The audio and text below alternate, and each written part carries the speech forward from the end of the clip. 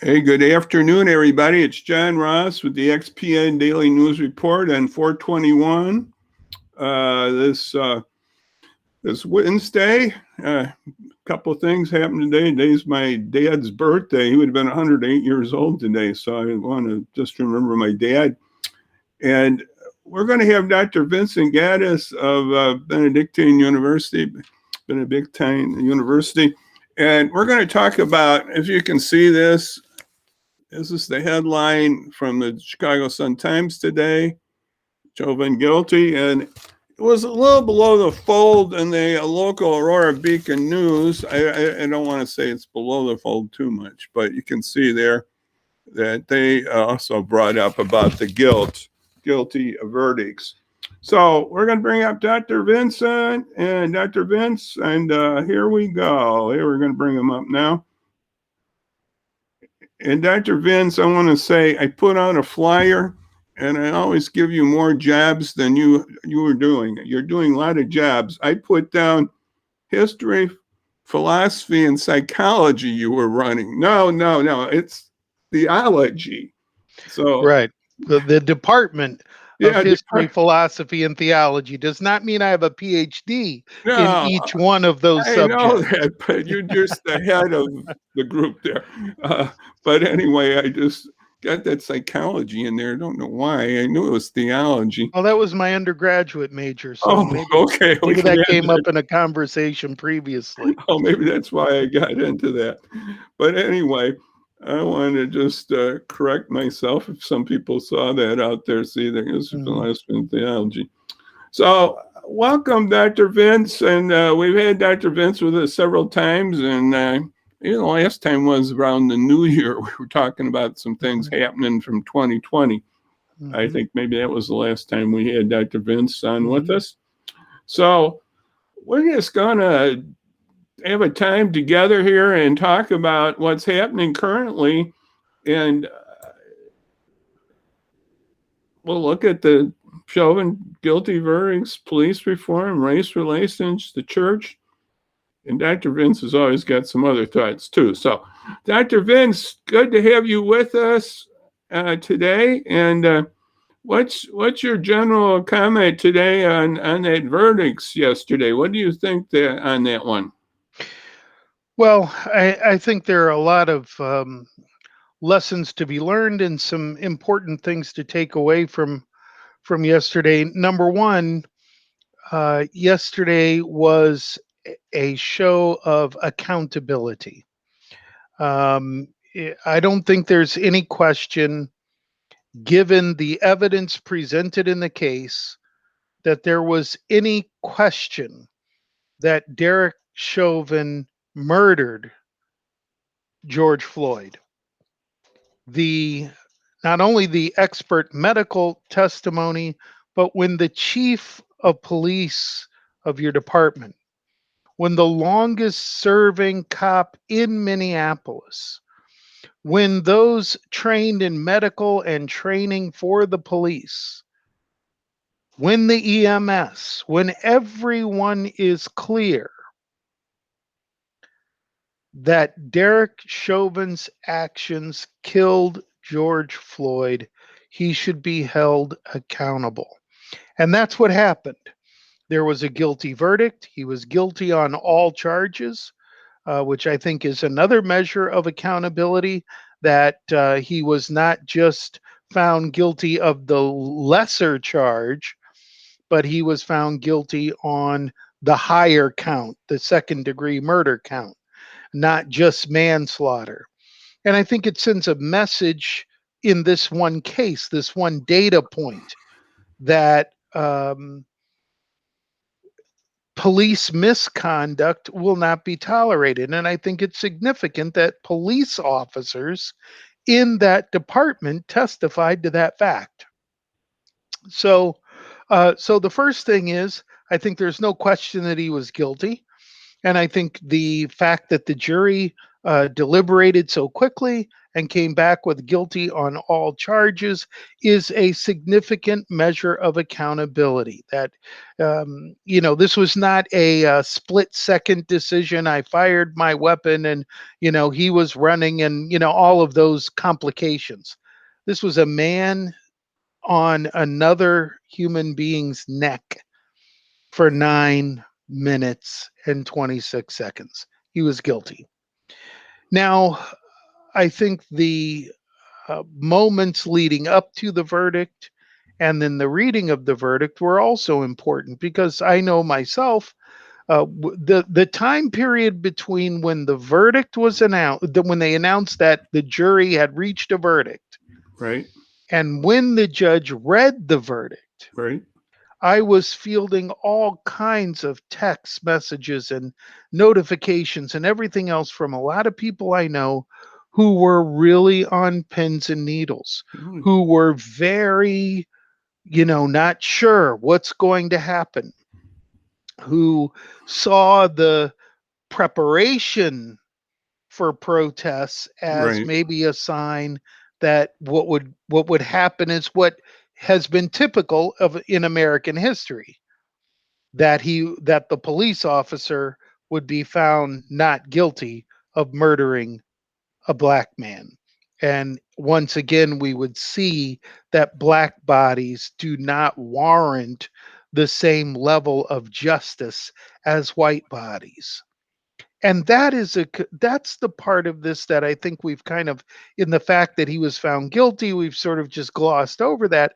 But that anticipation, that queasiness, that angst before that verdict was read is what really speaks to the level of work that needs to be done on this issue, right? Yeah. Because it was not a foregone conclusion that this jury was going to find this man guilty. Not at all. Well, I don't think that it was a 10-hour verdict. I've been on a trial once. It was something else in a jury. Uh, when you knew they came back then, it's either, they wouldn't come back for a hung jury that fast because they would still be working on it. That's my opinion. And my opinion, I just thought they're not going to come back 12 to 0. I mean, 12 to 0 for acquittal. So, I mean, Well, it the could have been quicker they split. go, It could have been split, but I knew he was going to get convicted when they came back that fast. That's just my inner gut feeling there. sure, and that's typically what happens. What I'm pointing Well, I know at you are. Go on. is this angst before the verdict was being read. And Right. in fact, just because the jury comes back quickly does not necessarily mean that they're going to come back guilty on all counts as Right. well. It could have So, been that way. Right. hmm hmm Yeah, there was a lot of anxiousness, and I know some people said it must have been rigged because everybody knew they were boarding up, so they must have thought he was going to be innocent. These people, well, the fact that we were preparing for the worst right, suggests the level of reform that is needed.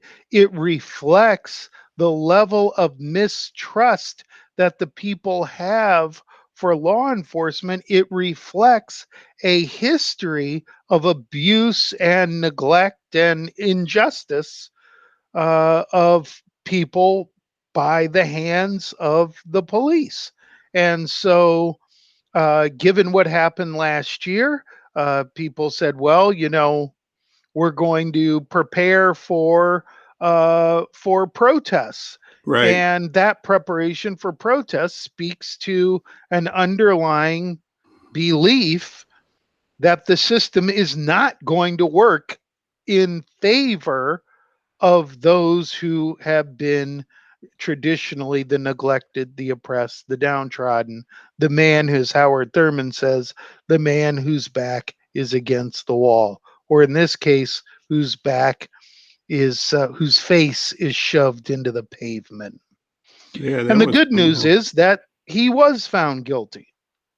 That those jurors did see that this police officer must be held accountable for his actions. And that is, in my opinion, a hopefully a point which we can build on for the future as we talk about what does the future of public safety look like. Of course, this is all complicated by the fact that in the midst of the trial, we had the Brooklyn Center shooting.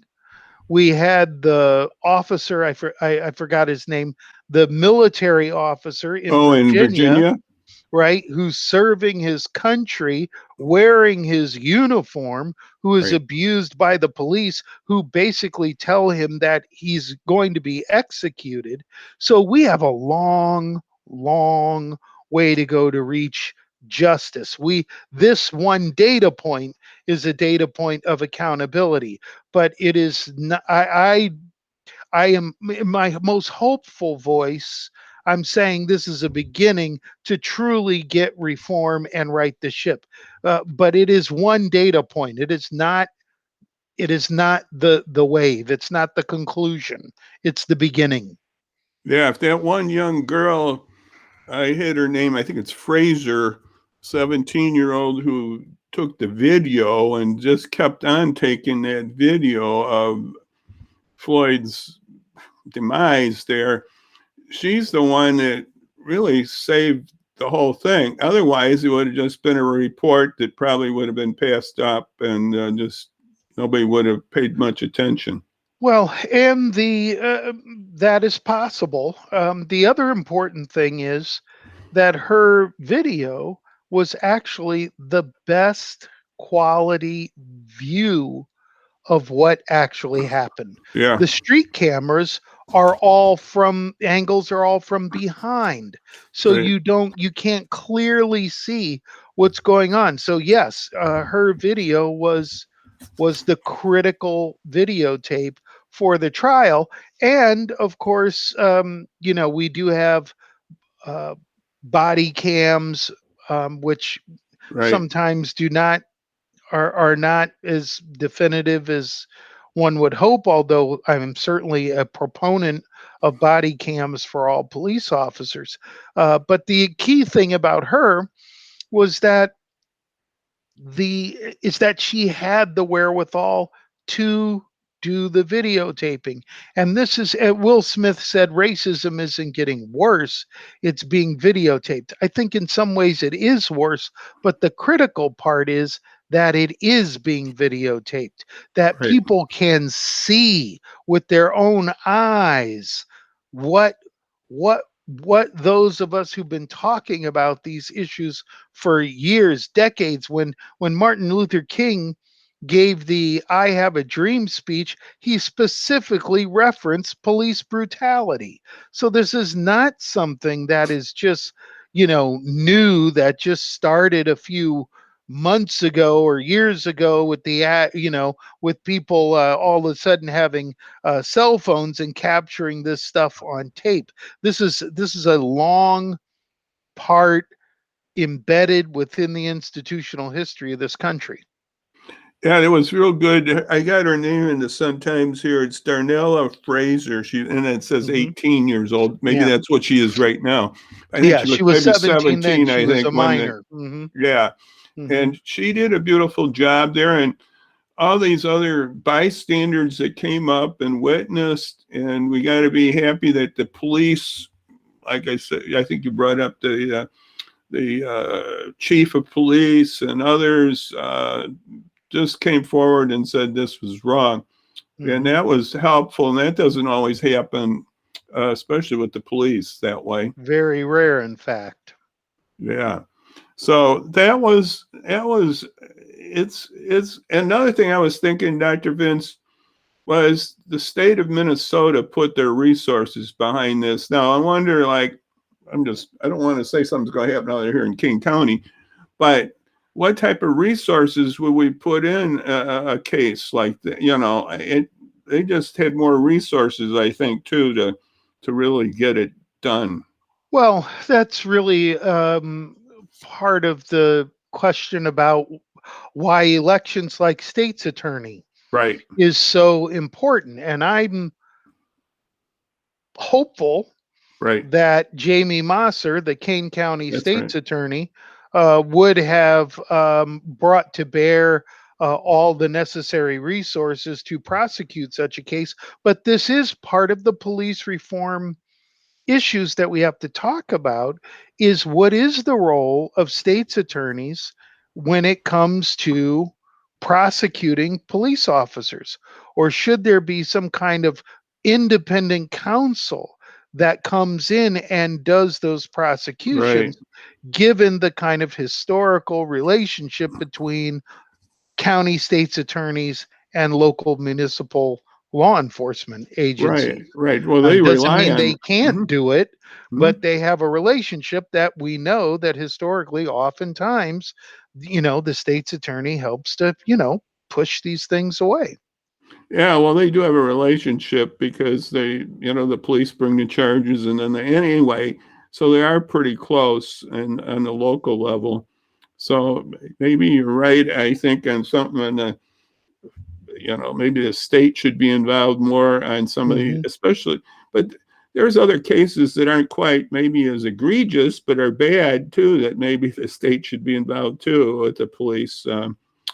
But I'm going to just bring up 1 second.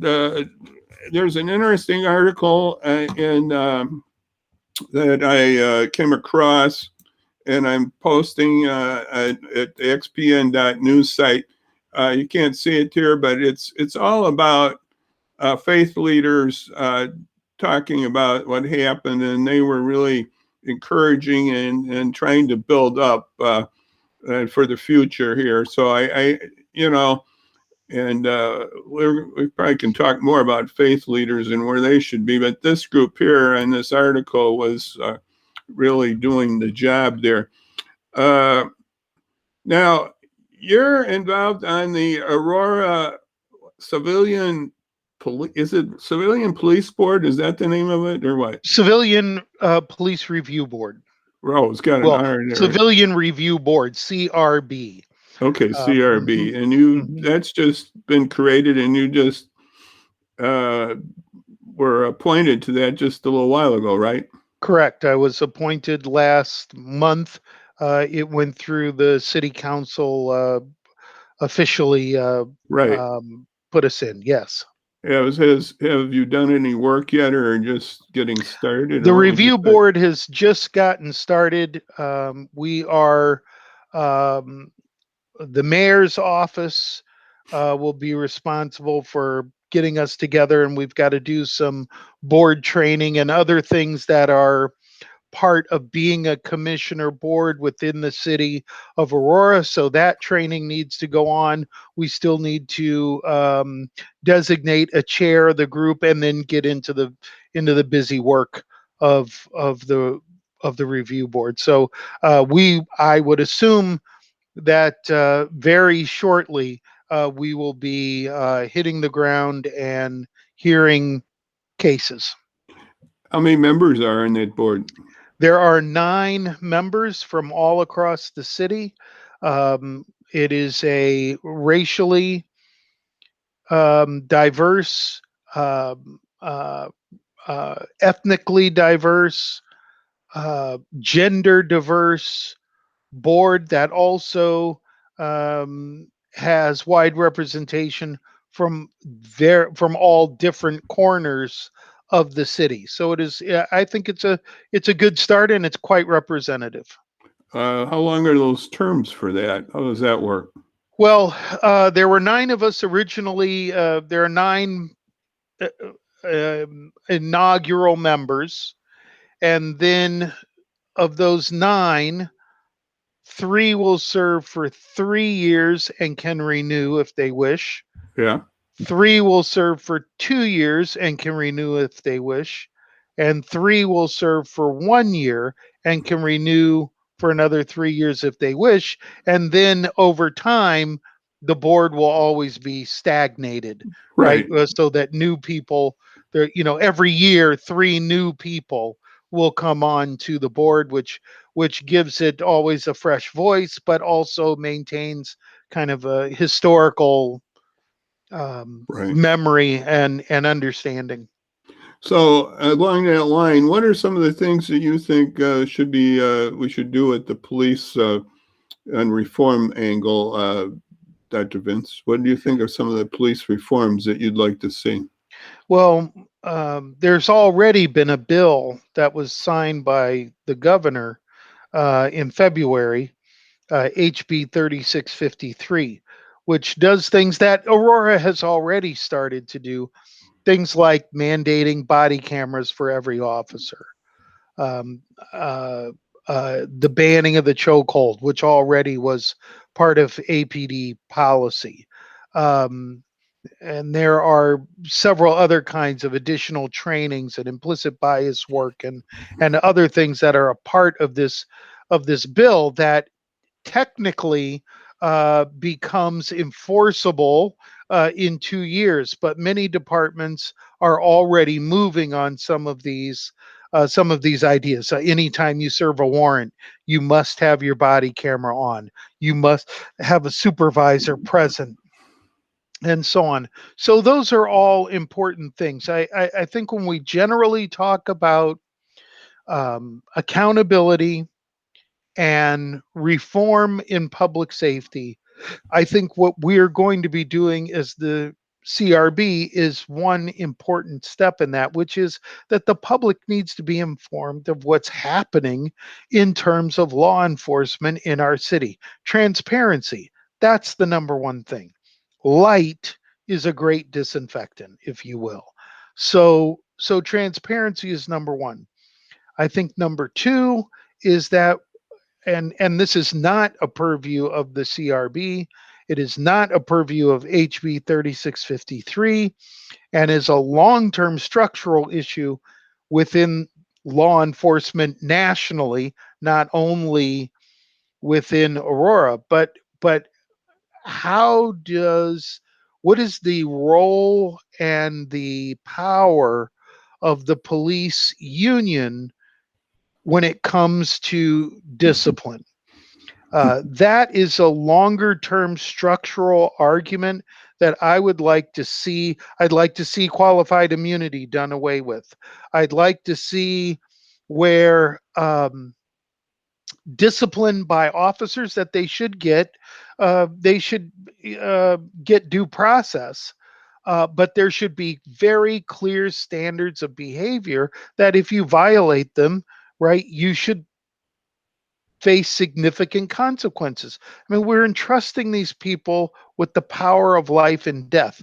They must be held accountable. Now, one of those ways of holding them accountable that I think is also important and we'll be looking at as we go on, not only within Aurora, but I think nationally, one of the things that is being looked at are questions of licensure, the mental health of officers, Right. continuing um, training in implicit bias and de-escalation, um, and also uh, committing resources to deal with situations like more after school programs, computer literacy, food programs, etc. Things that make the city safer, that make communities safer by making sure that the needs of citizens are taken care of or are addressed, which makes people less likely to engage in criminal behavior.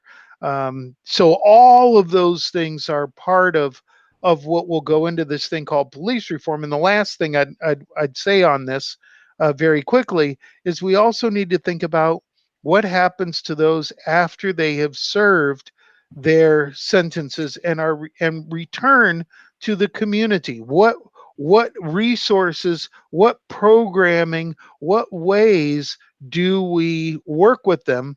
I don't have the current number for this year, but several years ago, um, over 60% of felony arrests in Aurora were re-offenders.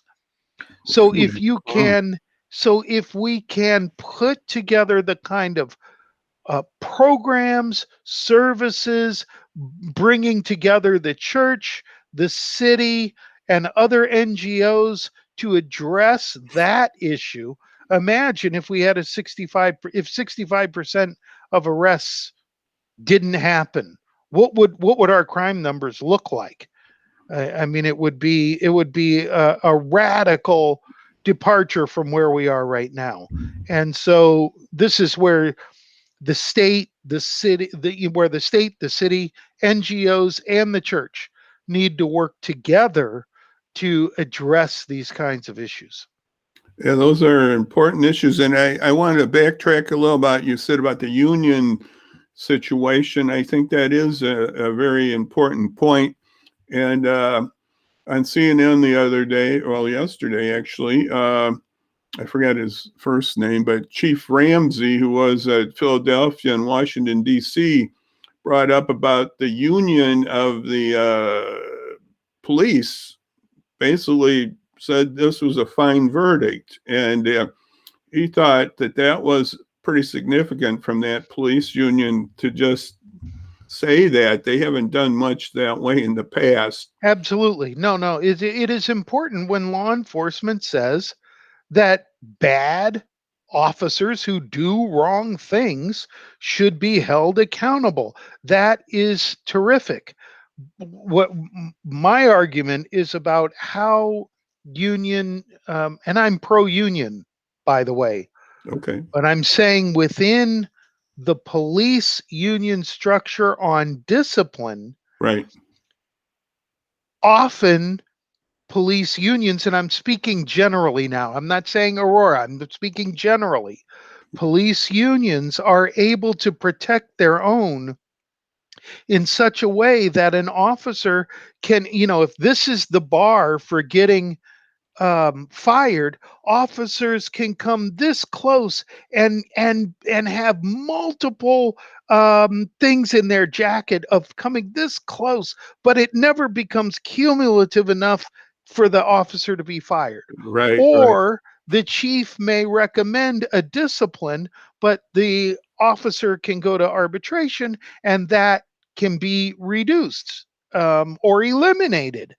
So these are issues that, in the long term, are the kind of deep structural issues within law enforcement that have to be confronted. I think licensure is the way to do that. If police officers had to be licensed, just like a doctor or a nurse, pay malpractice insurance, and if you lost your license because of negligence, you could no longer work in the field in that capacity. I think that would go a long way to changing how law enforcement works in terms of the community. That sounds very good. That idea about licensing. They license barbers and beauticians and real estate people and a lot of different things. Uh, why don't we just touch base and we're near the end of our time here Mhm. about the church and how it can be involved. I remember I forget the name of that professor out of Wheaton. I have a couple that I know about, but I've written a book. Basically, it uses the Roman soldier and how Paul looked at the Roman soldier and how they should act and how the police should act because that's what they were doing, basically police Mm. action. And I know we've talked and about Dr. King's comment about the church. What's your thought? How can we get the church involved in some of these issues on race and policing? What's your thought about the church here? Well, going from Dr. King mentions police brutality in the I Have a Dream speech. So this is nothing new. And it's nothing new that those churches that have been engaged in social justice work have been speaking on this for a number of years. Maybe the most well known national figure right now would be Benjamin Barber and the Moral Monday movement and the new Poor People's Campaign. But the issue for the church is very simple. If we believe that what it means, the evangelical concept of neighbor, means that each human being should be treated and seen as a human being, unique, unrepeatable, deserving of dignity and respect, then every church in America who's following Jesus Christ, who is love, should be speaking out against injustice. And when institutions are unjust, when police as an institution, when law enforcement it has a history of injustice, I believe it is the place for the church to speak out. And when and that's in a general sense. And when and if it happens at a local level, they have to be even more outspoken. I don't believe that um, it is not the role of the church to be silent. It is not the role of the church to say, well, if you come and we worship on Sunday and we talk about all of our things, but we never talk about social justice, we don't talk about what does love look like in public, then Right. we're really missing the boat on what is justice. And that is what love looks like in public, is justice, where people are not only held accountable, but where there is restorative processes that are brought to bear, where there is not only accountability, but repentance, recompense, and ultimately reconciliation, right? We've been given the ministry of reconciliation. But if we have an attitude that we've sold out to the cultural perspective of blue versus everybody, it's a war against black people, and those people deserve it, and we're listening to those voices that say that no matter what, you back the blue, whatever that means, and we don't see where injustice is occurring, then we're really not being the light that Christ forces us to be or requires us to be, which is to speak up for the orphan, for the widow, for the powerless, for those who are in prison, for the hungry, for the naked, for the least of these, our brethren. Somehow we've got to get to a place where we speak to that and we speak to it publicly, as opposed to being um, culturally co-opted Yeah. by whatever political party, whatever political stance, Right. if it doesn't speak to justice, which is love in public, we have a problem. And so every church, every individual church, and every individual Christian needs to look inside their heart and ask themselves the question, who is my neighbor? And if you cannot say that in practice, each human being I come across, I treat with dignity and respect, that I believe they are worthy of my time, my efforts, that they are not other, but they are with us, then you need to ask the Holy Spirit to work on that.